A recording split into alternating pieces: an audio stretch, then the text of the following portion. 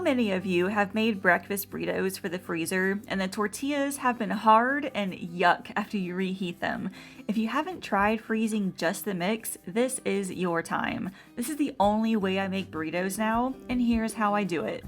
To make 6 burritos, I use 8 eggs and 10 slices of bacon. Feel free to substitute for another kind of meat like breakfast sausage. Right here, I'm using turkey bacon because it has a little more protein. And I cook my bacon in the oven, so it's more hands-off. Just place the bacon on a baking sheet lined with aluminum foil and cook at 400 degrees for about 20 minutes. The bacon will come out nice and crisp, no flipping required. While the bacon is cooking, crack the eggs into a bowl and add your favorite seasonings. I put in some salt and citrus sriracha seasoning and whisked it all together. And I was able to scramble the eggs and put them into 6 containers before the bacon even finished.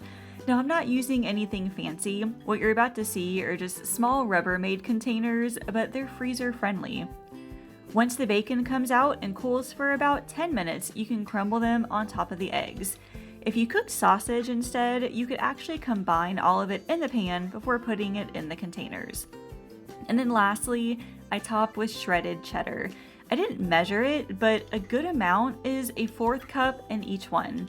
Now let them cool completely before putting the lids on and freezing them. These will stay fresh in the freezer for up to 3 months, so be sure to label them with a marker or taping a label on them. To reheat the mix, either thaw it in the fridge overnight or heat from frozen. So I use the microwave in 30-second increments until it's heated through, and then I add it right to a tortilla. Now, it might be easier to assemble the burritos and freeze them whole, especially if you eat on the go. But if you have the time to sit and eat, I think this is much easier and more palatable because you're not crunching on a hard tortilla. If you have any tips on freezing the whole burritos, leave a comment. I know that wrapping it in a wet paper towel while heating can sometimes help. As always, thank you all so much for watching, and I will see you later.